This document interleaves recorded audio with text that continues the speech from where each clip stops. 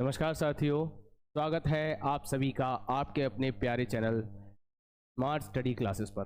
तो बच्चों, आज के 2024 के इस सेशन का पहला दिन बहुत ज़बरदस्त तरीके से शुरुआत करेंगे। और सबसे पहले ये जो स्क्रीन पर आपको दिखाई दे रहा होगा, इस मोटिवेशनल विचार के साथ आज की शुरुआत करेंगे, इस सेशन की शुरुआत करेंगे और आगे बढ़ेंगे। जैसा कि आप सभी ने हमारे टाइटल और थंबनेल से देखकर पता कर लिया होगा कि आज हम क्या पढ़ाने वाले हैं। जो पढ़ाएं उसकी शुरुआत करें उससे पहले एक विचार आपके सामने प्रस्तुत है कि खुलेआम दहाड़ कर जंग की शुरुआत करते हैं, शेर अपनी ताकत से जंगल पर राज करते हैं। तो बच्चों, आप जो एक जंगल के शेर की भांति तैयार किए जाओगे 2024 में आपको, लेकिन बस आपको एक ही आस रहेगी कि आपको हमारे चैनल से लगातार कोई क्लास को मिस नहीं करना है और डेली बेसिस पर क्लास लेनी होगी। ठीक है, तो आज की शुरुआत करें।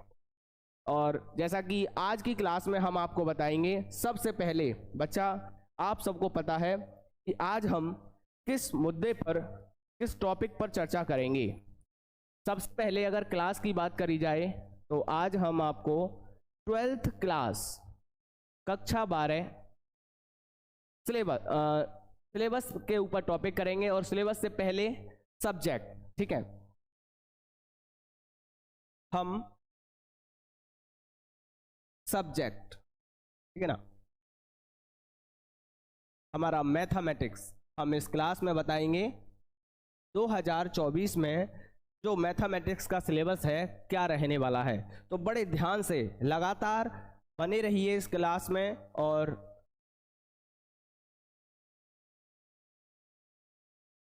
ठीक है, मैथमेटिक्स 2024 सिलेबस।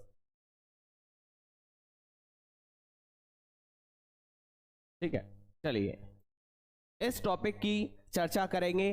तो वन बाय वन देखेंगे कि हम आपको कौन कौन से टॉपिक पढ़ने हैं, क्या क्या चीज़ें नहीं पढ़नी हैं। और पहले मैं आपको सिलेबस बताऊंगा, देन इसके बाद हम आपको बताएंगे कि हमें 2024 में कैसे प्लानिंग करनी है, क्या टारगेट रखना है, क्या पढ़ना है और क्या नहीं पढ़ना है। ठीक है, क्योंकि आपने देखा होगा बीते दिनों जो 2023 के जो बच्चे थे उन्होंने बहुत मेहनत करी, लेकिन कहीं ना कहीं ऐसा भी हुआ कि बोर्ड ने 30% कह दिया स्टार्टिंग में ही कि 30% कम है।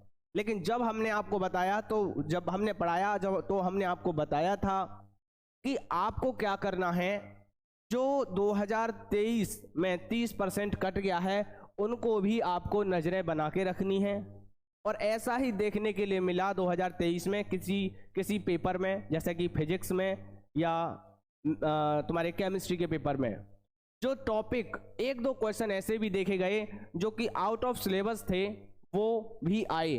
तो इसके बारे में चर्चा करेंगे हम। लेकिन उससे पहले हम आज सबसे पहला काम हमारा ये है कि हम आपको 2024 में जो सिलेबस है, जो हमको पढ़ना है, ठीक है, उस पर चर्चा करेंगे। चलिए तो बच्चों, देर ना करते हुए आगे बढ़ते हैं और सिलेबस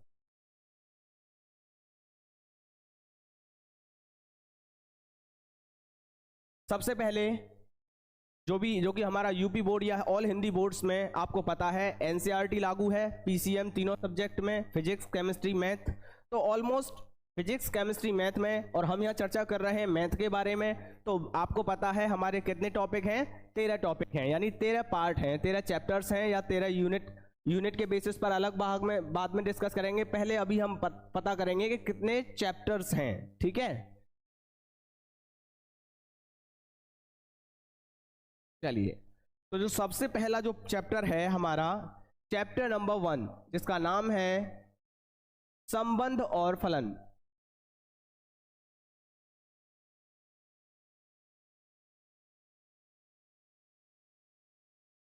संबंध और फलन, जिसको हम इंग्लिश में बोलते हैं relation and function. Relation and function.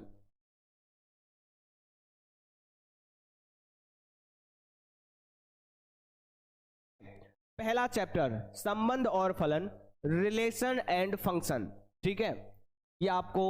फिर हमारा दूसरा चैप्टर आता है चैप्टर नंबर 2, प्रतिलोम, त्रिकोणमिति,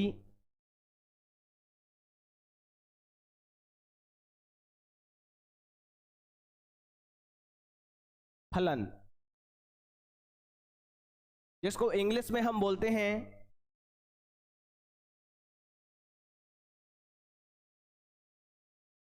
इनवर्स,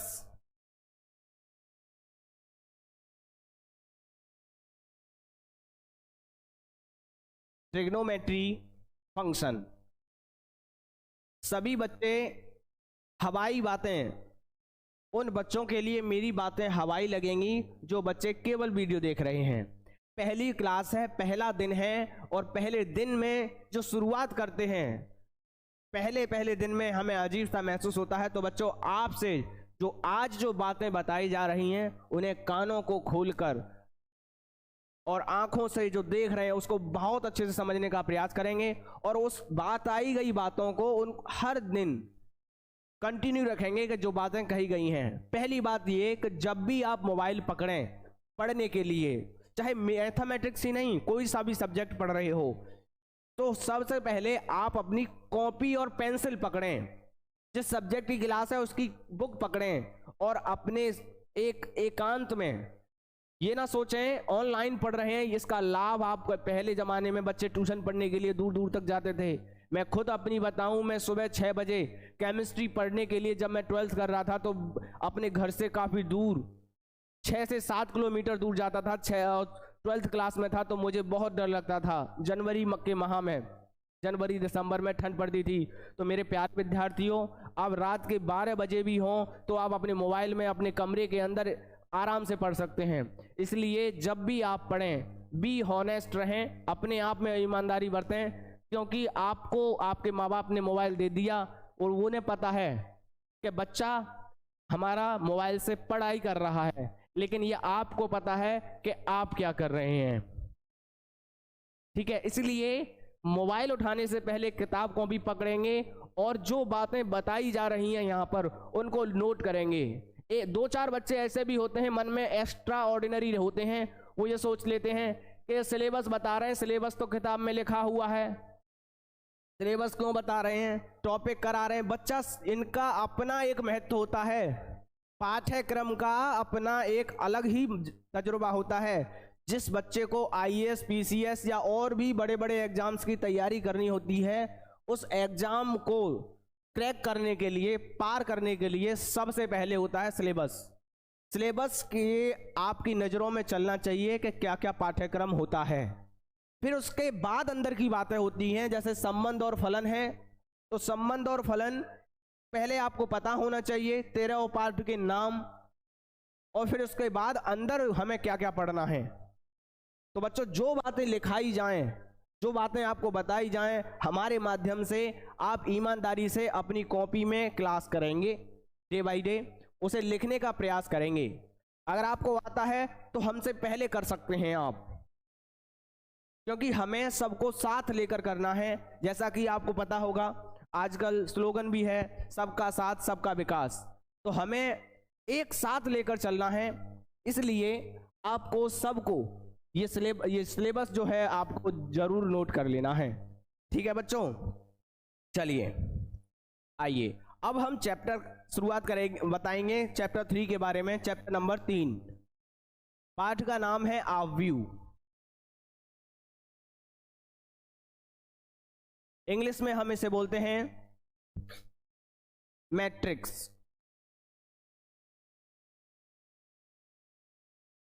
फिर हमारा आता है चैप्टर नंबर 4, सारणिक।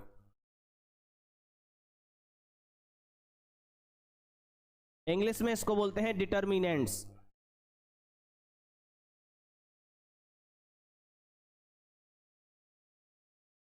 डिटर्मिनेंट्स।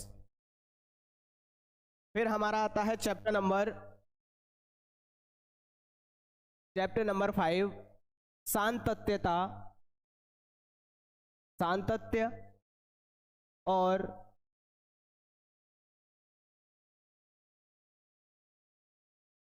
अवकलनीयता। इंग्लिश में इसको बोलते हैं हम कंटिन्यूटी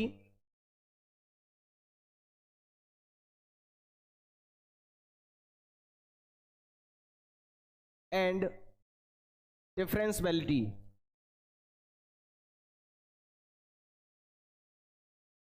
फिर हमारा chapter number 6, chapter number 6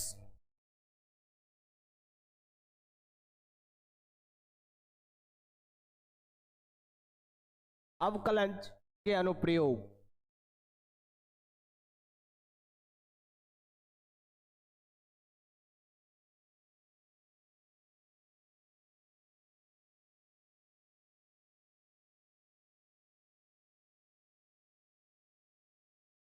English में बोलते हैं एप्लीकेशन ऑफ डेरिवेटिव।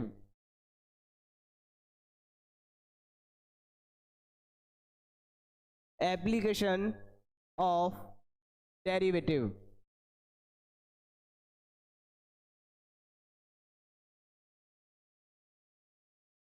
फिर इसके बाद चैप्टर नंबर 7 समाकलन। इंग्लिश में बोलते हैं इंटीग्रल।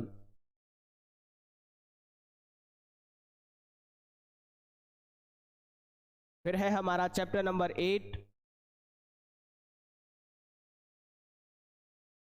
समाकलन के अनुप्रयोग। इंग्लिश में इसको बोलते हैं एप्लीकेशन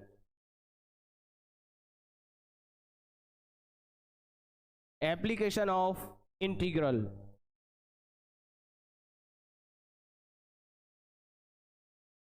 तो बच्चों एक और बात मैं आपको बता दूं, जो हमारा 12th क्लास की जो एनसीईआरटी की बुक आती हैं उसमें आपने देखा होगा, अगर आपको एनसीईआरटी बुक है आपके पास जो गवर्नमेंट वाली एनसीईआरटी है, तो वो 2 पार्ट में आती हैं, यानी 2 किताब आती हैं, जिसमें चैप्टर नंबर 1 से लेके चैप्टर नंबर 6 तक एक किताब होती है जो कि यहाँ तक कवर होता है उसमें, ठीक है, अवकलन के अनुप्रयोग तक।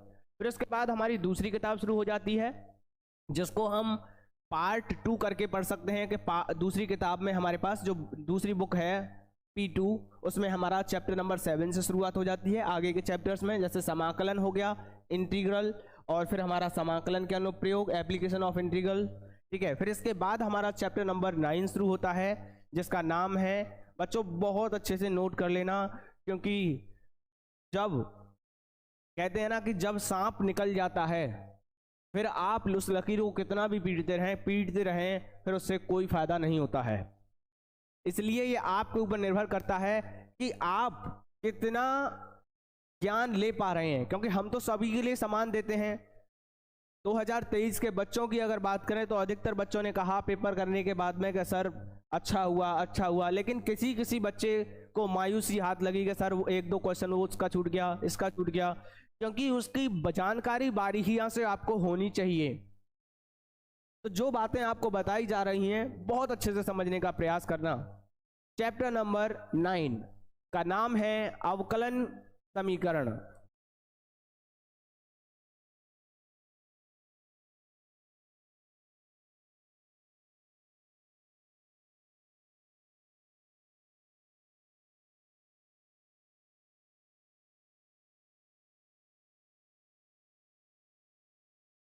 इंग्लिश में अवकलन समीकरण को बोलते हैं हम, यहीं पर लिख देते हैं,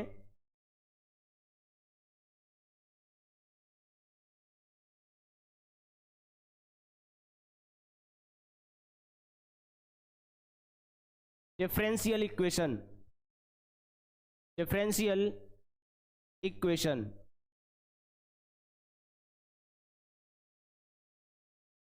देन इसके बाद हमारा आता है चैप्टर नंबर 10 जिसका नाम है सदिश बीजगणित। सदिश बीजगणित।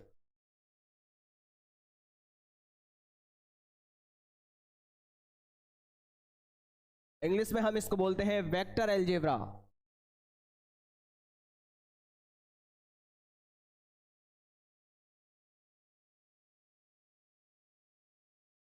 देन चैप्टर नंबर 11 सदिश बीजगणित के बाद होता है त्रिविमीय ज्यामिति।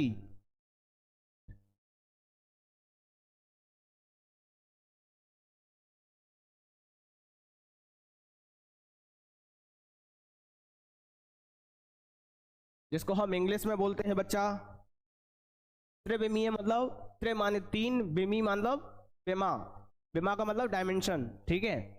तो हम इसको बोलते हैं 3D ज्योमेट्री, ठीक है ना। 3D से मतलब 3 मतलब तीन, D मतलब डायमेंशन, यानी तीन विमा जिसमें लंबाई चौड़ाई ऊंचाई, 3 डायमेंशनल ज्योमेट्री, ठीक है। देन इसके बाद हमारा चैप्टर नंबर 12 जो कि सेकंड लास्ट चैप्टर है, रेखिक प्रोग्रामन। रैखिक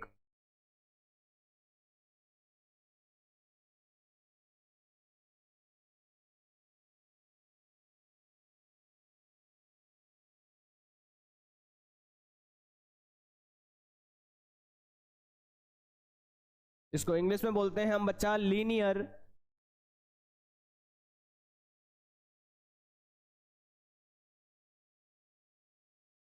प्रोग्रामन। And last one is chapter number 13 जिसको हम बोलते हैं प्रायिकता।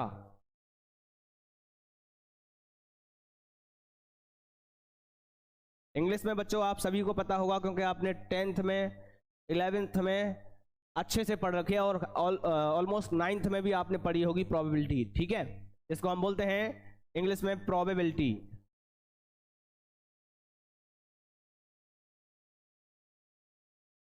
प्रोबेबिलिटी। तो ये थे बच्चों हमारे वो 13 चैप्टर जिनमें हमें महारत हासिल करनी होगी आने वाले कुछ समय में। अगर ये चैप्टर और सिलेबस आप कवर करते हैं तो बच्चों आप पूरे के पूरे 100 में से 100 लाने के हकदार रहोगे।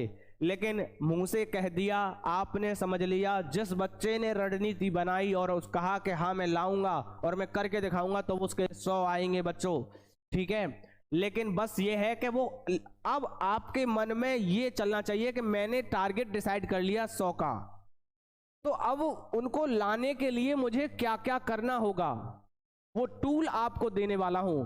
तो बच्चों इसलिए हर क्लास को मिस मत, हर क्लास को कंटिन्यू करना, कोई क्लास मिस मत करना, ठीक है।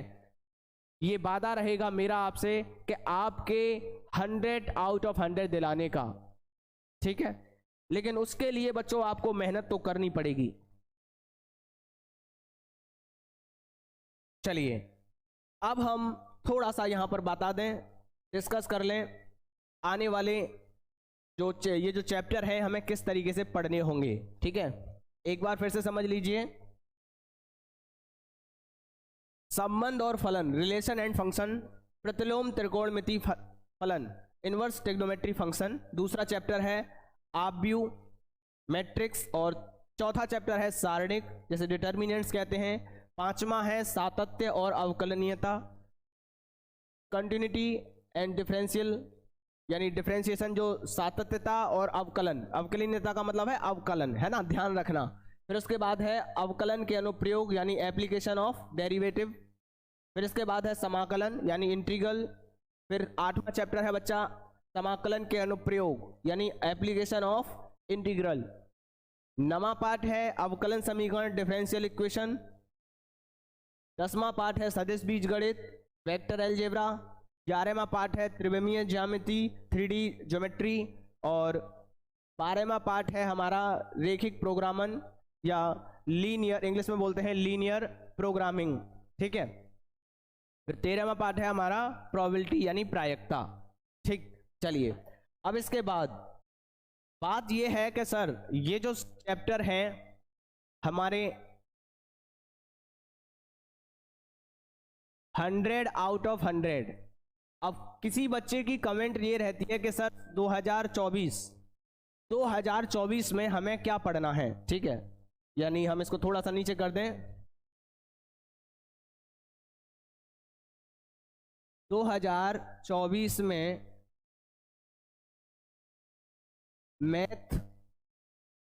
मैथ्स में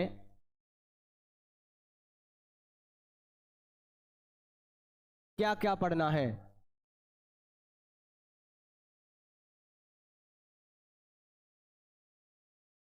तो बच्चों ध्यान रखना, कभी भी, जैसा कि अगर आप देख पा रहे होंगे जो मैं शब्द कह रहा हूं उनको बहुत ध्यान से सुनिएगा। जो 2023 में आपसे ये कहा गया था शुरुआत में कि बच्चों हम तुम्हारा 30% लेस कर रहे हैं और इस 30% को आपको नहीं पढ़ना है। कोई रीजन नहीं था वहाँ पे, कोई डिस्कशन नहीं था कि किस रीजन से 30% कम किया गया है, जबकि आपको सितंबर से लगभग अगस्त सितंबर से आपके स्कूल भी ओपन हो गए थे। लेकिन बच्चों ने पढ़ा था केवल कितना, 70% पढ़ा था, ठीक है ना, 70%। उन्होंने क्या सोचा कि 30% कम कर दिया गया है। क्या कर दिया गया है? 30% हमारा कम कर दिया गया है। लेकिन हुआ ये, किसी किसी सब्जेक्ट के कोई क्वेश्चन ऐसा आ गया जो कि 30% में से था। फिजिक्स का पेपर अगर उठा लें तो वहां पर ट्रांजिस्टर, पीएनपी संधि, ये जो कुछ क्वेश्चन ऐसे थे जो, इसलिए जो एनसीईआरटी का जो सिलेबस है वो बच्चों आपको 100, और अब इस साल तो आपको कुछ भी नहीं है, अब अप्रैल से ही सेशन शुरुआत हो जाएगा और आई थिंक डेट भी आ चुकी है, करीब 9 फरवरी ऐसा बताया, अनुमान लगाया जा रहा है कि फरवरी में ही आपके नेक्स्ट जो शुरुआत होगी, फरवरी में ही आपका एग्जाम शुरू हो जाएगा। इसलिए आप ये मत सोचना, इस लफड़े में मत पढ़ना बिल्कुल भी कि हम 70% पढ़ें या 100% पढ़ें, क्योंकि एग्जामिनर जो पेपर बन रहा है एनसीईआरटी पूरा 100 आउट ऑफ 100, इस साल भी देखा गया कि आपको 100% में से ही आपको तैयारी करनी होगी।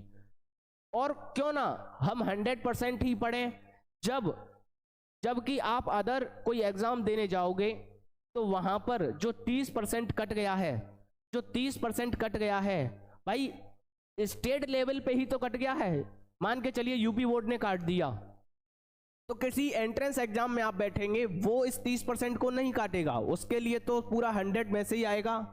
तो मेरी बातों को बहुत ध्यान से समझना और यही आपको फॉलो करना है कि जब तक आपको 100% लेकर चलना है, जब तक कि बोर्ड से ये निर्धारित नहीं किया जाता कि आपको कितना पढ़ना है कितना नहीं पढ़ना है, ठीक है।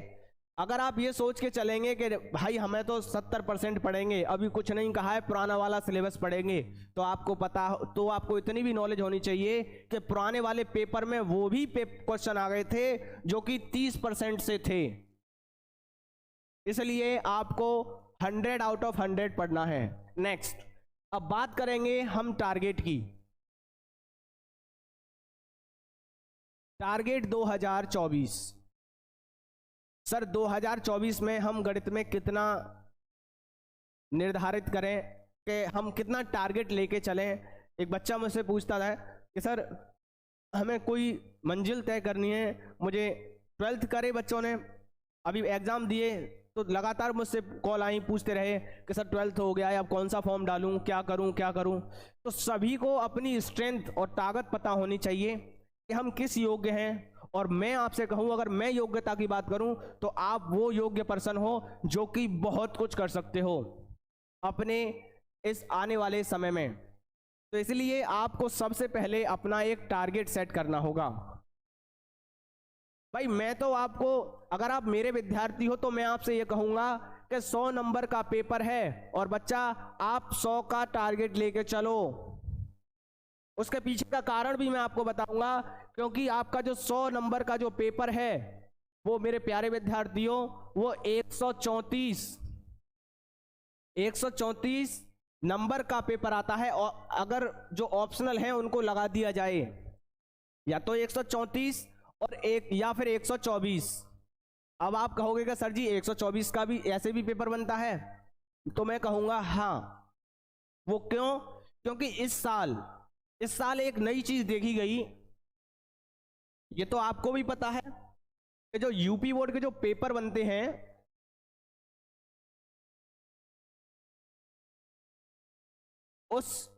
उन पेपरों के 7 सेट होते हैं। कितने सेट होते हैं? 7 सेट। तो 7 सेट में से 1-2 सेट में ऐसा भी देखा गया है, मैंने खुद देखा है, एक ही विद्यालय के विद्यार्थी जब 2 जगह बट गए बॉयज एक तरफ किसी कॉलेज में और लड़कियां एक तरफ, लड़की एक तरफ, गर्ल्स एक तरफ और लड़के एक तरफ, दूसरे दोनों अलग अलग कॉलेज में जब शिफ्ट हुए तो वहां पर ये देखा गया दोनों ही अलग अलग सेट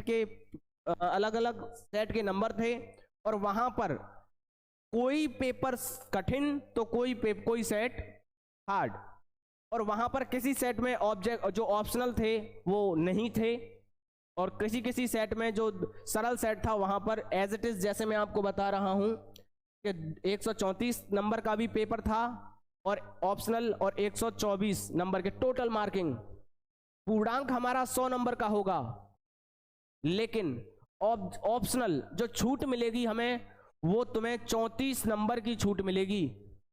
तो इसीलिए मैं आपको बता रहा हूं कि अपना टारगेट 100 आउट ऑफ 100 का लेकर चलना मेरे प्यारे विद्यार्थियों।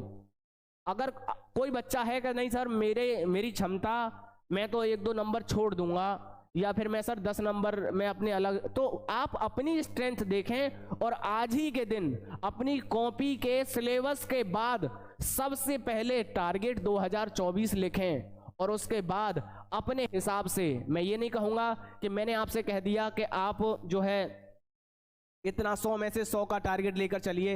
मैं आपसे, मेरा तो ये लक्ष्य रहेगा कि आपको वो भी करा दूं जो आपको मतलब पूरा पेपर आप कर पाओ, लेकिन आप खुद डिसाइड कर लें कि आप कितना, आप क्या निर्धारित करना चाहते हैं। तो 90 से अबव यानी 90 के पार आपने जो भी निर्धारित किया हो, ठीक है। और फिर मैं ये क्यों कह रहा हूं, क्योंकि कुछ बच्चे ऐसे होंगे जो अभी उनका स्तर जो है ऐसा होगा कि वो अपनी क्षमता को वो ये कह पाएंगे कि भाई हमारे बस की बात नहीं है, हम तो मात्र सर 60 ले आएंगे, 70 ले आएंगे, 75 ले आएंगे। लेकिन अगर रणनीति नहीं होगी ना तो मैं कह रहा हूं आप 75 भी नहीं ला पाओगे। प्लानिंग अगर नहीं होगी ना तो आप 75 भी लाना आपको कठिन हो जाएगा। इसलिए वो प्लानिंग आपको दी जाएगी यहाँ इस चैनल के माध्यम से, आपको वो सारी चीजें अब बहुत ही अच्छे लेवल की तैयारी यहाँ से आपको कराई जाएगी।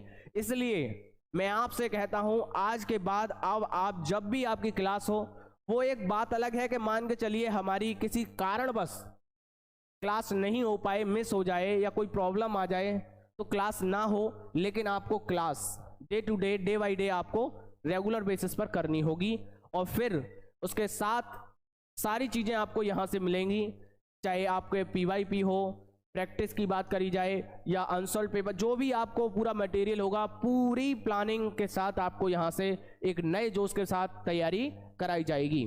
ठीक है, तो बच्चों आपको सबसे पहले क्या करना है, सिलेबस निर्धारित कर लेना है, उसके बाद टारगेट आपको निर्धारित कर लेना है कि आपको क्या क्या पढ़ना है। अब बात आती है कि सर पढ़ाने का तरीका क्या रहेगा, कैसे पढ़ना है।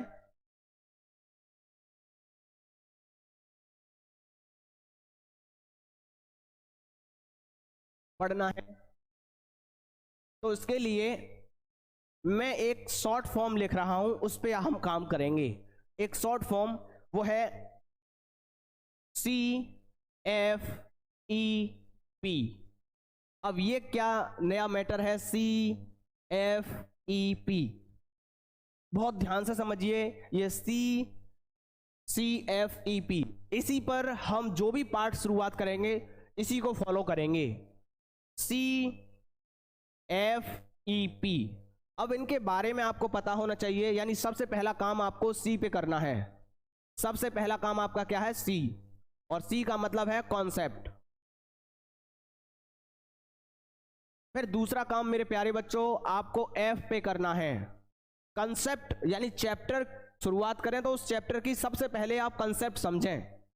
रिलेशन एंड फंक्शन शुरुआत किया तो रिलेशन एंड फंक्शन की कंसेप्ट क्या है, उसके बारे में उसमें क्या क्या चीजें आएंगी, पूरा डाटा आपके दिमाग पे उतार दिया जाएगा। जब आप कंसेप्ट समझ जाएं फिर उसके बाद उस चैप्टर में F का मतलब है फॉर्मूला। इस चैप्टर में कौन कौन से फॉर्मूले हैं, क्या क्या फॉर्मूले हैं, वो आपको पता होना चाहिए। देन इसके बाद हम चर्चा करेंगे E का मतलब बच्चों यहां पर एक्सरसाइज से है, ठीक है ना। एक्सरसाइज प्रश्नावली, पहले कंसेप्ट फिर फॉर्मूला, उसके बाद आपको एक्सरसाइज करनी है। देन लास्ट पॉइंट है हमारा, जो कि चौथा पॉइंट है, वो सबसे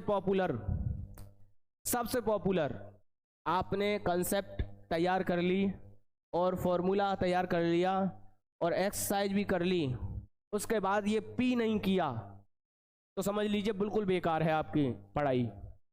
अधिकतर बच्चे क्या करते हैं, यही काम करते हैं, चैप्टर की जानकारी पूरी कर लेंगे, कंसेप्ट पूरी कर लेंगे, उस चैप्टर में क्या क्या है फॉर्मूला पढ़ लेंगे उस और एक्सरसाइज कर लेंगे, लेकिन ये पी नहीं करेंगे। तो क्या आप बता सकते हैं इस पी का मतलब क्या है?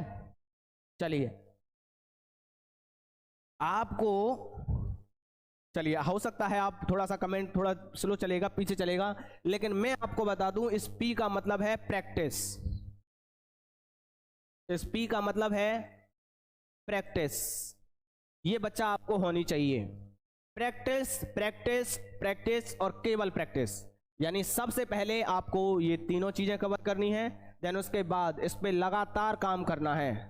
यानी जैसे एक मूर्तिकार जब कभी मूर्ति बनाना पहले वो सीखता है, जो मूर्तिकार है, जो उसका छोटा बेटा है, मैंने पहले भी एक स्टोरी डिस्कस करी है ये, कि सबसे पहले एक मूर्तिकार दो व्यक्ति थे, एक बाप और एक बेटा। तो जब पिता जो कि बाप जो मूर्ति बनाता था वो अपने बेटे को सिखाता था, और मूर्ति जब तैयार हो जाती थी तो जब उन्हें मार्केट में बेचने जाते थे तो वो बहुत खुश होते थे और उनके अच्छे खासे दाम मिल जाते थे।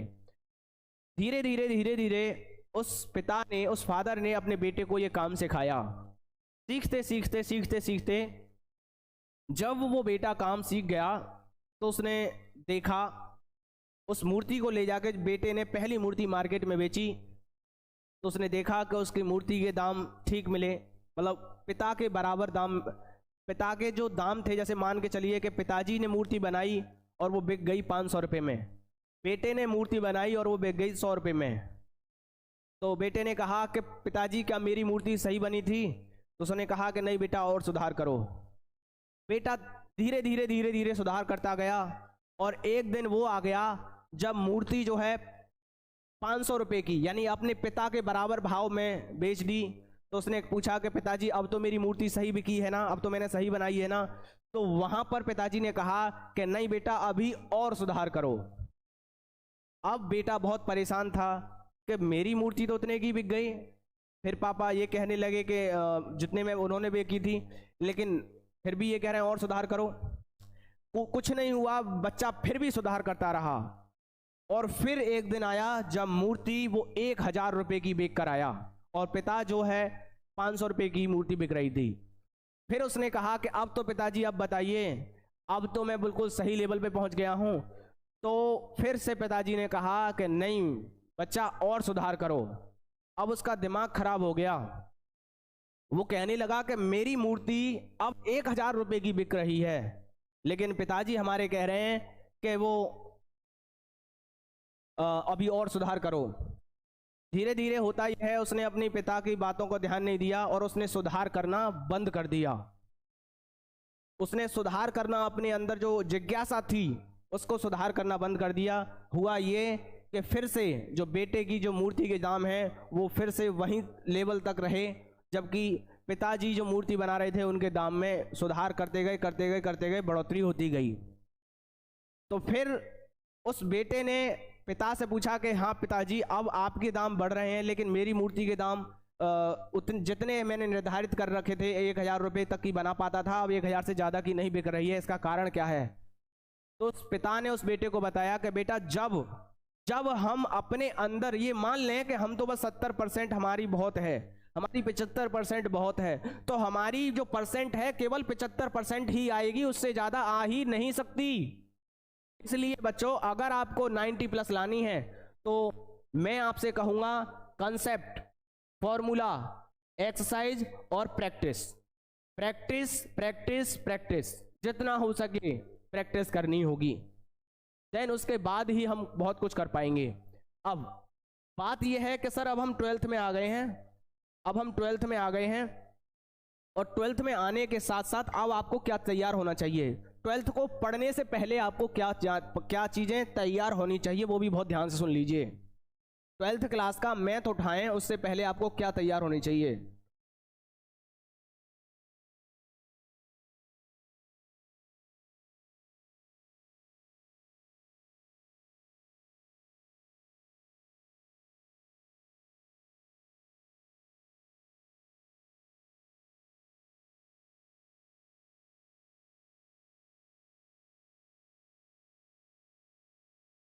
या सीधा हम लिख देते हैं, ट्वेल्थ के मैथ से पहले कौन कौन से फॉर्मूले,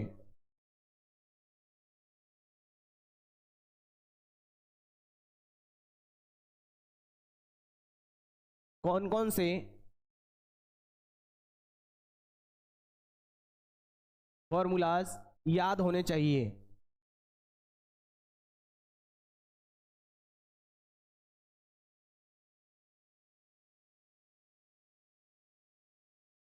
अगर साधारण भाषा में कह दूं तो आपको मेरे प्यारे बच्चों 9th plus 10th plus 11th इन तीनों क्लास की जो मैथ की बुक हैं, उस पूरी बुक, उन तीनों के तीनों साल की बुक के फॉर्मूले अच्छे से आने चाहिए।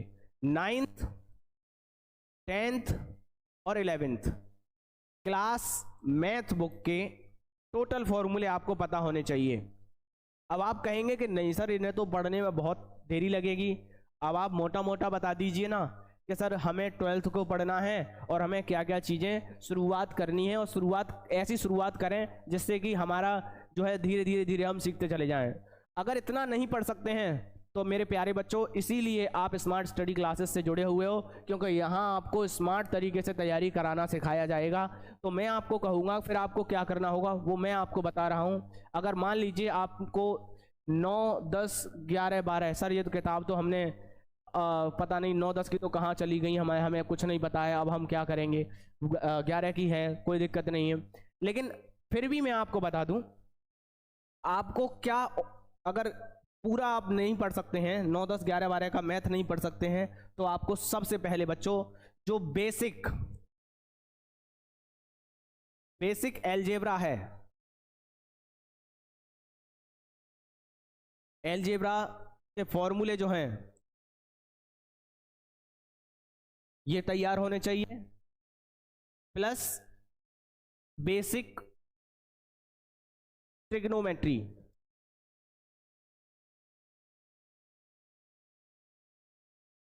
बेसिक ट्रिग्नोमेट्री आपको पता होना चाहिए, साथ के साथ बेसिक मेंसुरेशन, या सीधा मैं लिख दूं 2D और 3D, या basic mensuration 2D and 3D, ये बच्चों आपको पता होनी चाहिए। इतना आपको ये कवर होना चाहिए, ये तीनों टॉपिक आपको पता होना चाहिए। जैसे हम कहते हैं ना बेसिक, अब बात ये आएगी कि सर बेसिक एलजेब्रा का मतलब है कि बच्चों a प्लस बी का whole square, a minus B का whole square, a plus B का whole cube, a minus B का whole cube, a square minus B square, या a cube plus B cube, या A cube minus B cube, ये सारे फॉर्मूले basic algebra आपको पता होना चाहिए। दो एक हाथ समीकरण A X square plus B X plus C, इसके मूलों का योगफल, मूलों की प्रकृति, ये सब जानकारी आपको होनी चाहिए। फिर आपको इसमें रेखा भी आ जाएगी, line, equation of A line, basic trigonometry, आपके चतुर्थांश, पीरियोडिक टेबल, ये आपको अच्छे तरीके से आनी चाहिए, ठीक है। और इसके अलावा आपके sign 2a, cos 2a, tan 2a, और sign 3a, cos 3a, tan 3a, ये फॉर्मूले आपको अच्छे से पता होने चाहिए। तो बच्चों अगर इन चीज़ों पर आपकी पकड़ है तो मुझे पता है कि आप मैथमेटिक्स के हीरो बनने से कोई नहीं रोक सकता। बस ये है कि आप कहीं ऐसा तो नहीं है कहीं आप रुक गए हो, आपको भी कंटिन्यू चलते रहना होगा, ठीक है। पकड़ आपको बनानी होगी, ठीक है भाई, समझ पा रहे हैं भाई। चलिए बच्चों, तो आज की क्लास आज की क्लास में जो मैंने आपको डिस्कस किया है ये आपको बहुत अच्छे से पता होना चाहिए भाई, ठीक। यहाँ तक हमने डिस्कस किया, देन आपको पता होगा। देखिए, मोटिवेशन में आपको कोशिश ये करूँगा कि आपको वो सब चीज़ें सिखा दी जाएं। केवल मैथमेटिक्स पढ़ना ही एक केवल काम नहीं है मेरा आपका है जीवन जीने की कला सिखाना, जिससे कि आप उस रास्ते पर चल के आगे बढ़ सकें। तमाम कहानी है, कछुआ खरगोश की कहानी है, और जिनको वो व्यवहारिक हैं। आप देखते हैं कि अगर कोई खरगोश जैसी चाल चलता है, कोई सोच ले कि मुझे क्लास नहीं करनी, मैं कल ले लूँगा ना, रिकॉर्डेड हो जाएगी, क्या दिक्कत करूँ। तो वो कछुआ और खरगोश की कहानी याद रखना कि खरगोश तेज दौड़कर भी हार गया था और कछुआ धीरे धीरे चलकर भी अपने जीवन के सफ़र में कामयाब हो गया था, उसने रेस को जीत लिया था। तो ठीक ऐसा ही हमारा आज भी लागू होता है। बच्चे कहते हैं सर कंपटीशन बहुत हो गया है, ये हो गया है, वो हो गया है। तो बच्चों ऐसा कुछ नहीं है, आप बहुत कुछ कर सकते हैं, ठीक है। बस आपको लगातार मेहनत की ज़रूरत होती है।